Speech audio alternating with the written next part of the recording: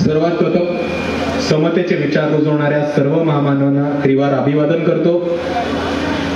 इथे उपस्थित वंचित बहुजन आघाडीचे पश्चिम महाराष्ट्राचे सोमनाथ सर साळुंके, वंचित बहुजन आघाडीची मुलुक मैदानी तोफ आणि आपल्या सर्वांचे लाडके वक्ते अरुणाबा जाधव, तसेच सोलापूरचे अध्यक्ष मणिकंबे साहेब, महिला अध्यक्ष श्वेता राजगुरुताई, आताच ज्यांनी शक्ती प्रदर्शन करून आपला प्रवेश घेतला आणि बार्शीमध्ये परत एकदा वंचित बहुजन आघाडीची ताकद उभी करून दिली असे आपले मोहसिन शेख तांबोळी, त्यांच्याबरोबर अखिल सय्यद, मल्लिकार्जुन जंगम साहेब आणि रेखाताई ज्यांनी आता प्रवेश घेतला, तसेच मंचावरील सर्व पदाधिकारी, इथे उपस्थित तमाम बंधू भगिनी, माता भगिनी आणि या चळवळीतल्या तमाम साथीदारांना माझा जय जिजाऊ, जय शिवराय, जय ज्योती, जय क्रांती, जय लहूजी, जय मल्हार, जय सेवालाल, शरणू शरणार्थी,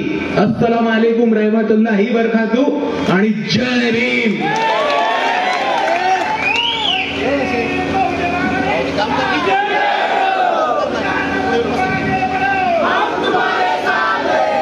सर्वात पहिले मित्रांनो, मला आपल्या सर्वांचं लक्ष एका महत्वाच्या गोष्टीकडे लिहून घ्यायचं, ते म्हणजे एक मोठे आंदोलन चालू आहे बिहारमध्ये, महाबोधी बुद्ध विहाराचं, आणि या आंदोलनाकडे आपण सगळ्यांनी नीट लक्ष दिलं पाहिजे, कारण हे एक अतिशय महत्वाचं आंदोलन आहे। आणि असं एक ठिकाणी घटना घडली की इकडच्या हिंदुत्ववादी ताकदींनी महाबोधी बुद्ध विहार हे स्वतःच्या खिशात टाकून घ्यायचा प्रयत्न केला। आणि आपण बघितलं असेल तर इथे जितके पण तथाकथित नेते होते, भाजपचे असतील, काँग्रेसचे असतील, त्या सगळ्यांनी याला पाठिंबा दिलेला आहे। आणि दुसऱ्या बाजूला आपण जर समजून घेतलं तर आपल्या सर्वांना एक गोष्ट प्रामुख्याने कळेल की महाबोधी बुद्ध विहारामध्ये जितका प्रयत्न भाजपने ती बुद्ध विहार स्वतःच्या खिशात टाकून घ्यायचा प्रयत्न केलाय, तितकाच प्रयत्न काँग्रेसने सुद्धा केलाय।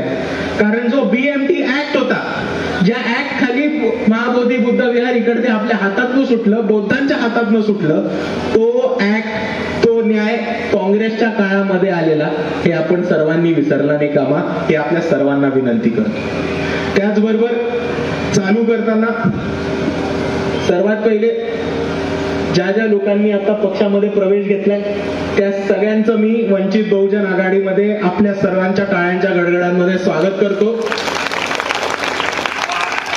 एकत्र काम करूयात, लढूयात आणि इंशाअल्लाह जीतेंगे।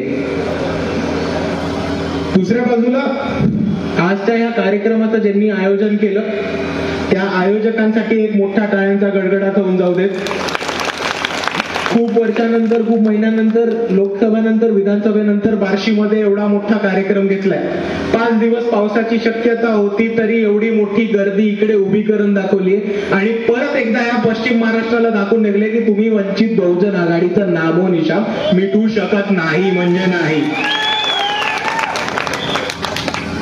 आणि मित्रांनो, आपल्या समोर बोलायला बरेच मुद्दे, आपल्या समोर बोलायला बरेच प्रश्न आहेत, पण मी काही ठराविक मुद्देच आपल्या सर्वांसमोर मांडणार आहे आणि ते खास करून या सोलापूर जिल्ह्यामध्ये मला मांडायला आवडतं। आपल्या सर्वांना माहिती आहे की आंबेडकरवादी चळवळीचा खूप मोठा इतिहास राहिलेला आहे या सोलापूर जिल्ह्यामध्ये।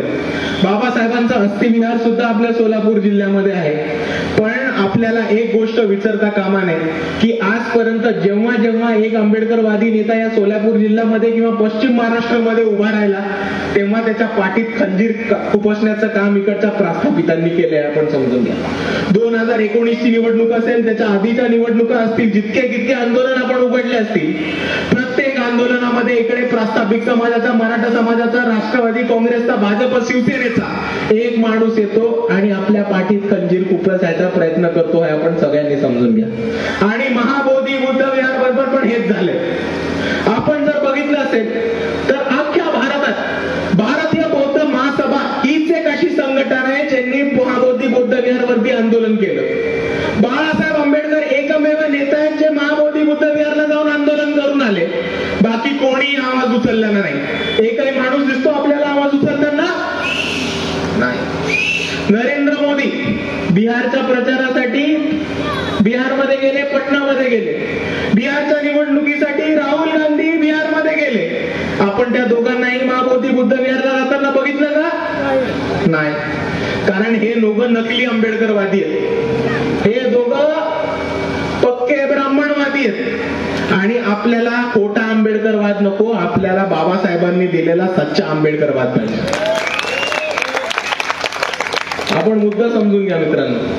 आपण सर्वांनी राहुल गांधीला प्रचाराला बघितलं असेल.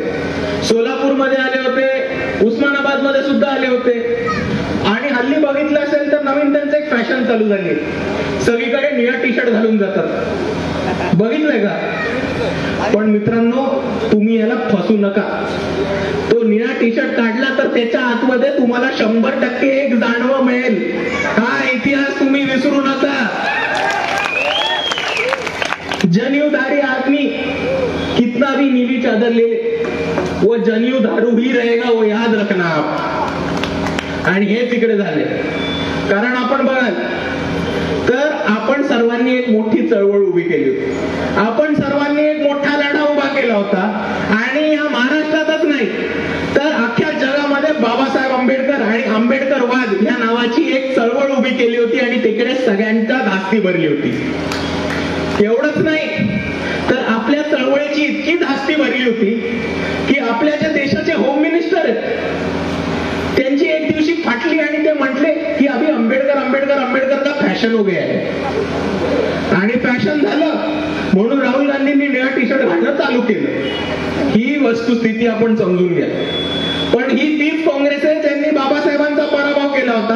ही तीच काँग्रेस आहे ज्यांनी बाळासाहेबांचा पराभव केला होता. ही तीच काँग्रेस आहे ज्यांनी बाबासाहेबांना भारतरत्न दिलं नाकारलं होतं. आणि तीच चळवळ काँग्रेस आहे ज्यांनी चळवळीचं इतके वर्ष नुकसान केलं होतं. तर म्हणून मी मित्रांनो तुम्हाला एवढीच विनंती करतो की मणिकांबे सर आपल्याला खूप चांगले म्हणून गेले की एक सापनात आहे तर दुसरा नागनाथ आहे.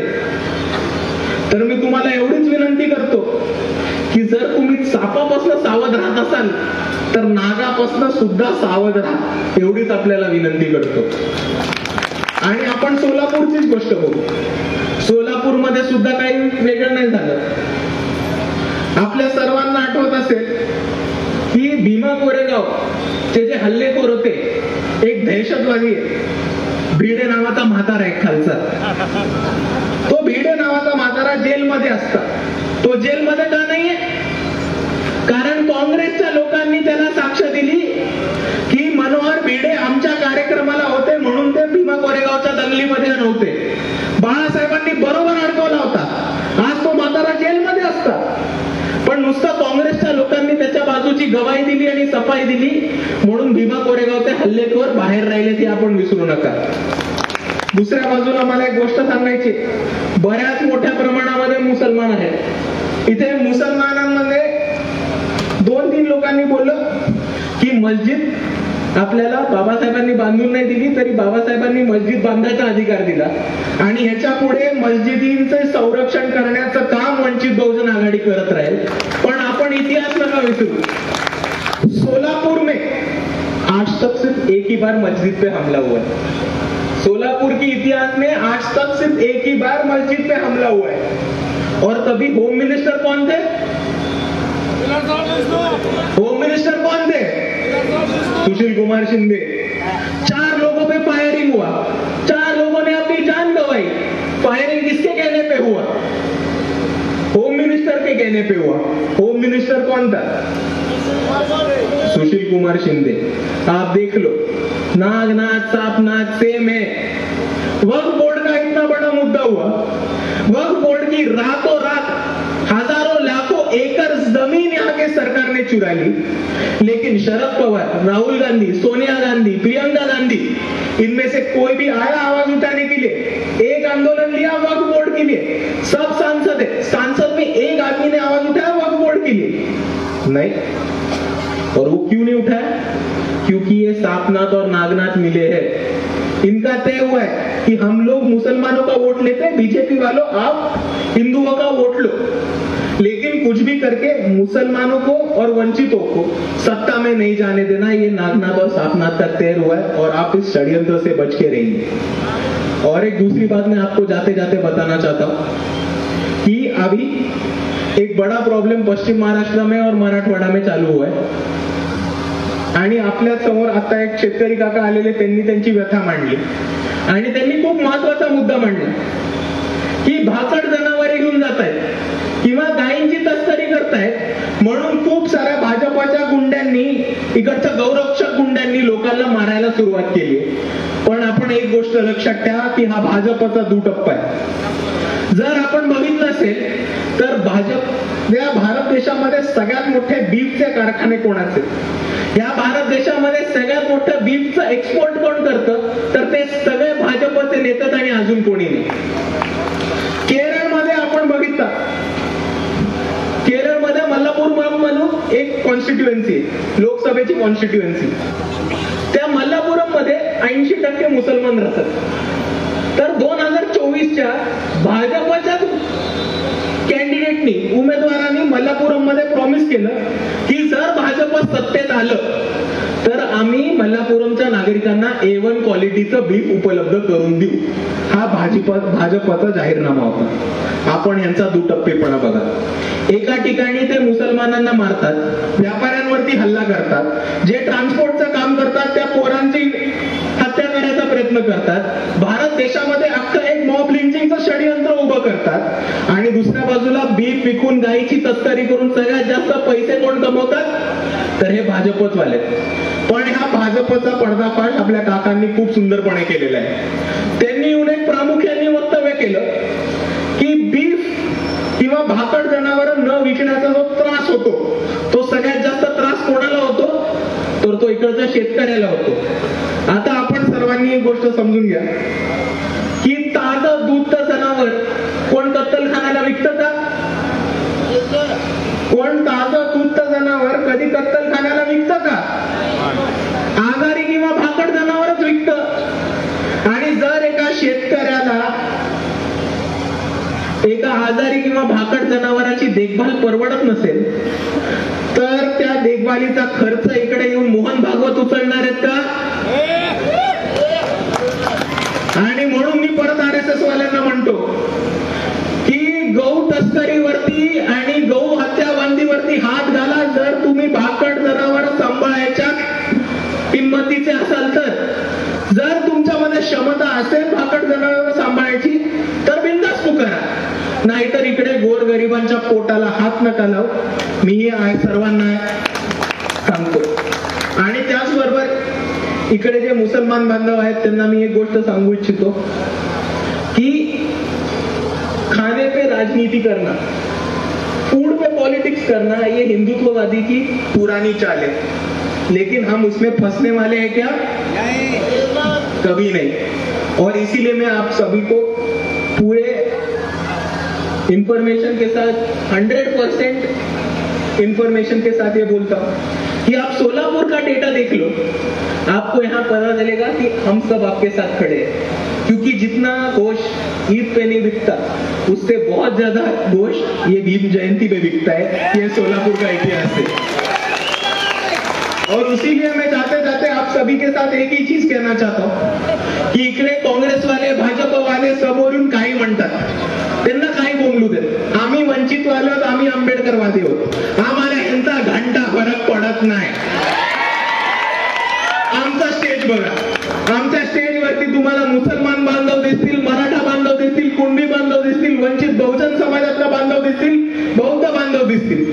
आमचा स्टेज बघा, तुम्हाला तिकडे अण्णाभाऊंचा फोटो दिसेल, छत्रपती शिवाजी महाराजांचा फोटो दिसेल, छत्रपती शाहू महाराजांचा फोटो दिसेल, बाबासाहेबांचा फोटो दिसेल आणि त्याच्या शेजारी हजरत टिपू सुलतानांचा सुद्धा फोटो दिसेल. आणि ही आंबेडकरवादाची ताकद आहे. तुम्हाला जे करायचं ते करा, आम्ही तुमच्या बापाला सुद्धा घाबरत नाही. पण इकडे एक माणूस आहे जो कोणाला तरी बापाला घाबरतो आणि त्या घाबरट माणसाचं नाव आहे पंतप्रधान नरेंद्र मोदी. कारण आपण मुद्दा बघा, 2014 नंतर हम मुसलमानों को ये करेंगे, पाकिस्तान को तोड़ देंगे, पाकिस्तान में मिसाइल गिरा देंगे, पाकिस्तान में बॉम्ब गिरा देंगे. तिकडनं एक तात्या ट्रम्पचा फोन आला तर नरेंद्र मोदी गायब. अरे युद्ध भारत आणि पाकिस्तानच्या मध्ये